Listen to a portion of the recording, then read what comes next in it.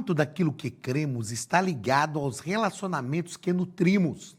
Por exemplo, quando nós conversamos, se nós conversarmos com um engenheiro e ele falar, você acha que é possível fazer uma viga suspensa desse jeito? Talvez a gente não tenha conhecimento de engenharia, vai dizer, não, é impossível, não tem como acontecer. E mesmo sem fazer os cálculos pelo relacionamento que ele tem com a engenharia, ele vai dizer, não, é possível fazer sim. E a gente fica sem acreditar, porque nós não temos esse relacionamento com essa profissão. Mas por causa do relacionamento que ele tem, ele já sabe que é possível.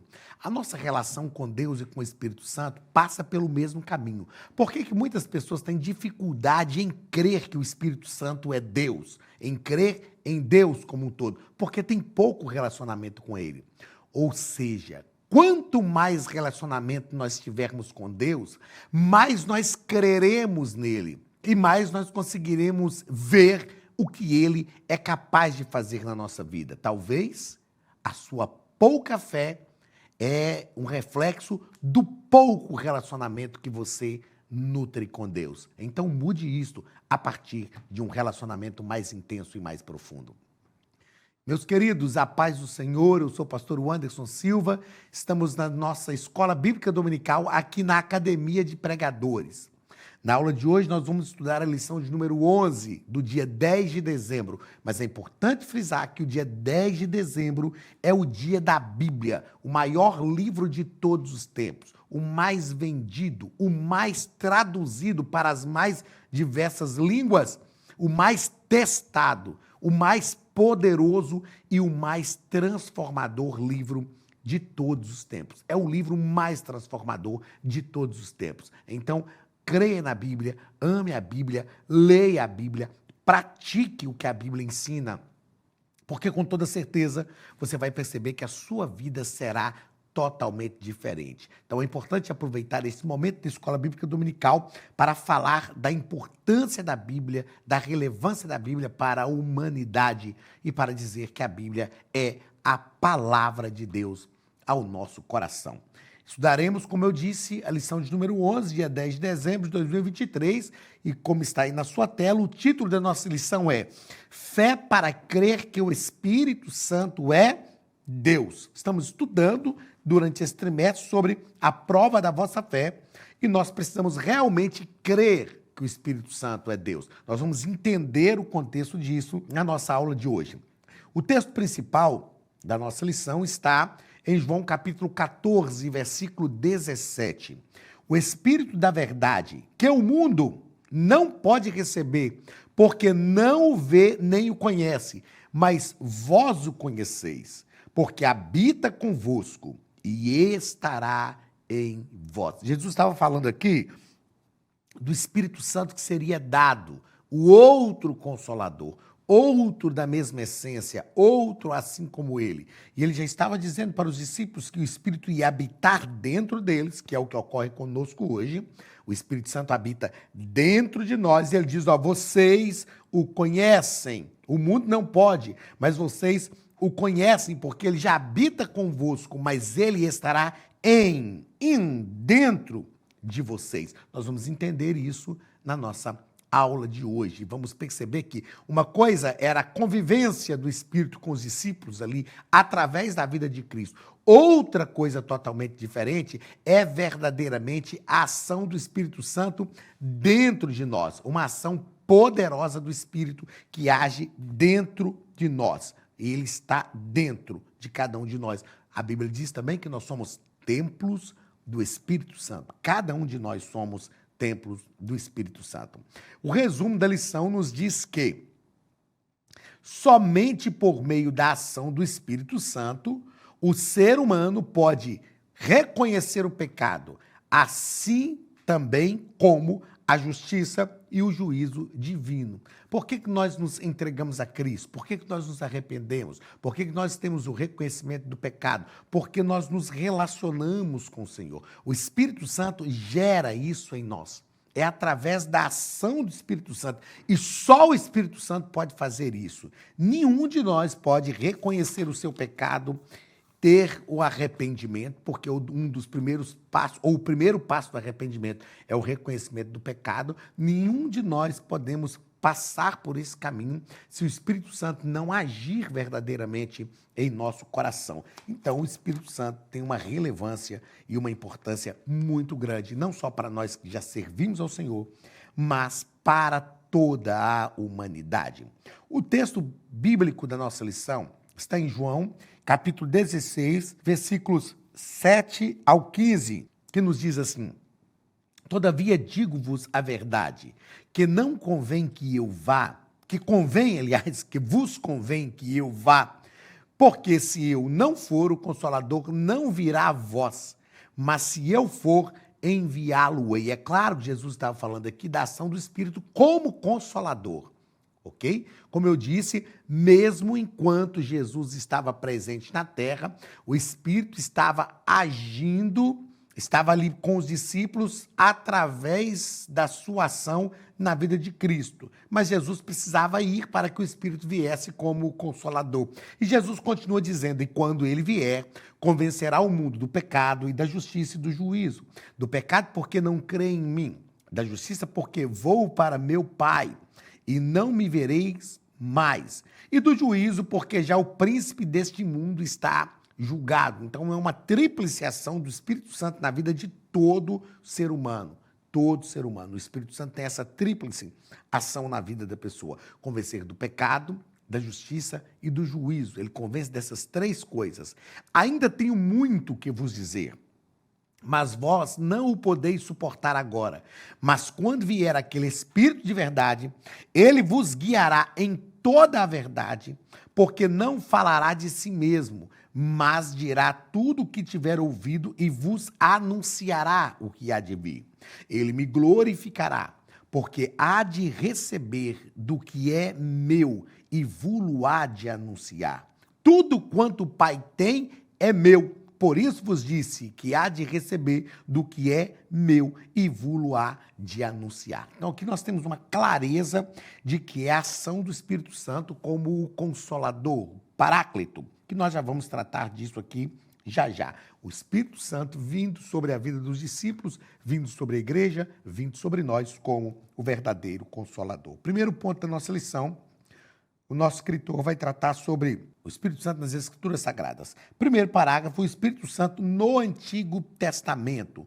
Como era essa ação do Espírito Santo no Antigo Testamento? E o nosso escritor diz que mesmo que a doutrina, mesmo que a doutrina do Espírito Santo não esteja plenamente revelada no Antigo Testamento,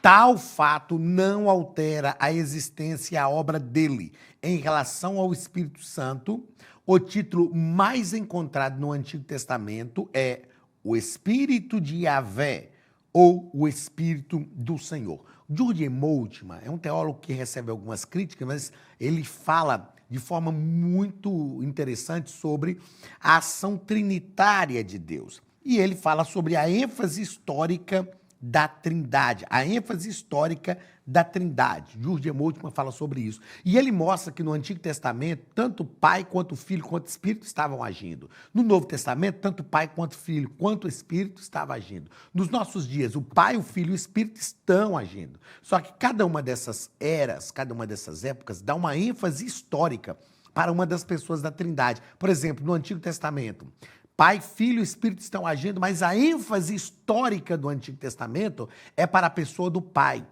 No Novo Testamento, Pai, Filho e Espírito estão agindo, mas a ênfase histórica do Novo Testamento é para a pessoa do Filho. Nos nossos dias, Pai, Filho e Espírito estão agindo, mas a ênfase histórica dos nossos dias é para a pessoa do Espírito. Vivemos a dispensação do Espírito. Então, Jurgen Moltmann fala dessa ênfase histórica na Trindade. E é importante entendermos isso. Então, no Antigo Testamento, o Espírito Santo estava agindo, mas a ênfase histórica não era para a pessoa do Espírito, era para a pessoa do Pai. O comentarista, o escritor, ele nos propõe também aqui na nossa lição, ele fala de algo que aconteceu no livro de Números, que é dito essa parte aqui, ó. No livro de Números é dito que Deus tirou o espírito que estava sobre Moisés para colocar sobre 70 anciãos que ajudaria o legislador na gestão do povo que saiu do Egito. É importante entendermos que não é que Deus estava tirando do Espírito Santo de Moisés e colocando na vida de outras pessoas. Era do Espírito como agia sobre Moisés. Ou seja, na verdade aqui é o que nós chamamos de unção, ó. Deixa eu tentar escrever. Não.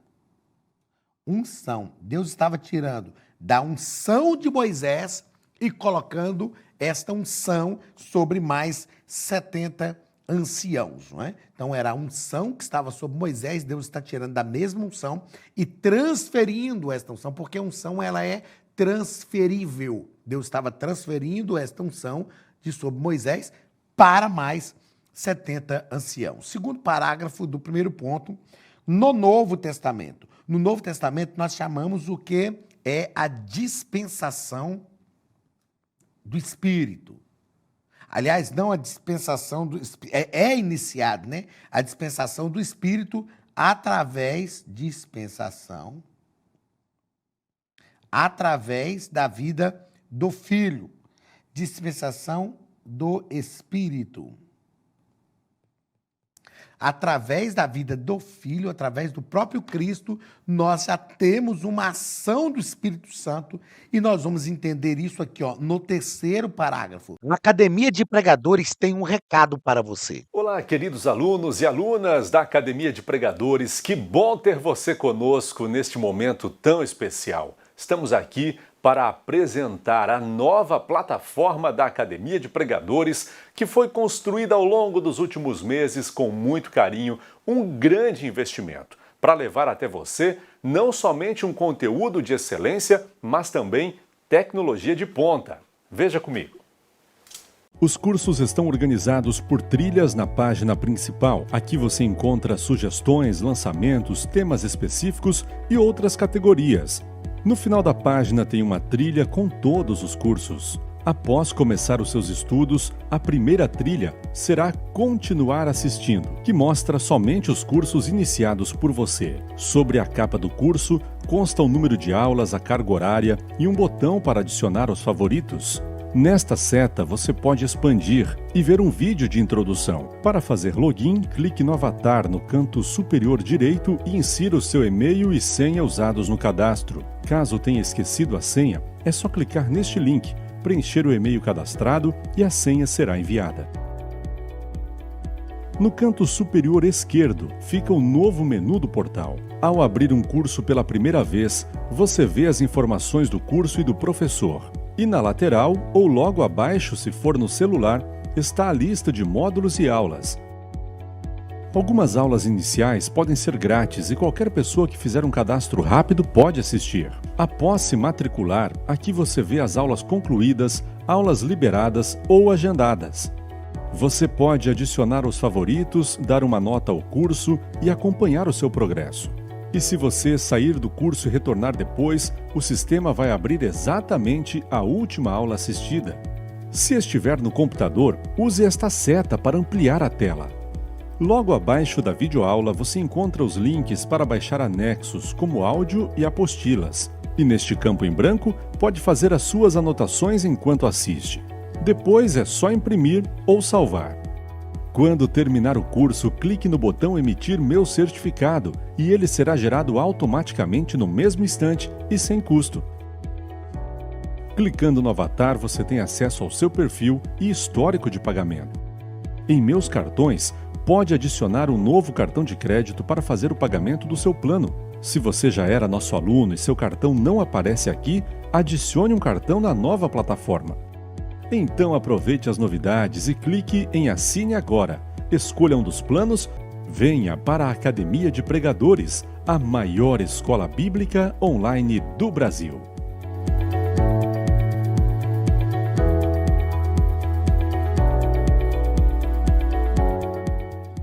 Primeiro parágrafo. No Novo Testamento, o Espírito Santo está agindo. Ele está agindo. Jesus disse assim, olha, o mundo não pode conhecer O mundo não pode ver, não pode ver nem receber, mas vós o conheceis, porque habita convosco, estará em vós. A pergunta que eu faço sempre é: o Espírito Santo já habitava com os discípulos, mesmo antes de Jesus partir e enviar o Espírito como Consolador? Já habitava, porque o próprio Jesus disse, ele habita convosco e estará em vós. Então ele já habitava com os discípulos, mas ele precisava estar dentro dos discípulos. Nosso comentarista nos propõe aqui algumas coisas que eu quero destacar. Jesus foi gerado no ventre de Maria através da ação do Espírito Santo. E ele veio sobre Jesus quando ele foi batizado. 3 textos são muito importantes aqui para nós. Primeiro, Lucas capítulo 1, versículo 35, quando o anjo falou com Maria que ela ficaria grávida, e ela disse, mas como vai ser isso? Eu nunca tive um relacionamento com um varão, com um rapaz, com um homem.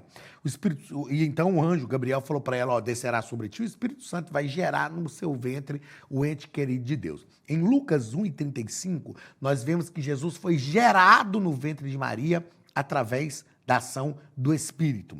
Em Lucas capítulo 1, versículo 80 e o capítulo 2, o versículo 52, o texto deixa claro para a gente que Jesus crescia em estatura e em graça diante de Deus e dos homens. O que é isso? É o Espírito gerando em Jesus o fruto do bom caráter. Jesus estava encarnado, vivendo só como homem. Então o Espírito gerou em Jesus o fruto do bom caráter.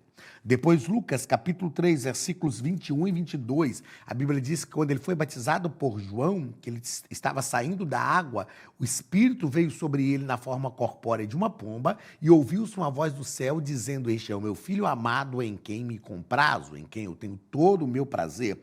O que é isso? Em Lucas 3, 21 e 22, o Espírito Santo estava capacitando Jesus para a vida ministerial. Então perceba que enquanto estava encarnado, tudo que Jesus fez foi pela ação do Espírito. O Espírito gerou Jesus no ventre de Maria, Lucas capítulo 1.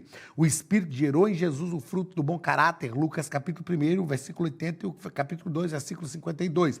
E o Espírito capacitou Jesus para a vida ministerial, Lucas capítulo de número 3 e versículos 21 e 22. Então tudo que Jesus fazia, ele fazia pelo poder do Espírito. Então, os discípulos já tinham aprendido a ver a ação do Espírito através de Cristo. E por isso Jesus diz, ele habita convosco. Segundo ponto da nossa lição, o Espírito Santo como consolador. Primeiro parágrafo, paráclito. Paráclito significa advogado, aquele que está sempre ao lado para ajudar. Aquele que está sempre ao lado para ajudar.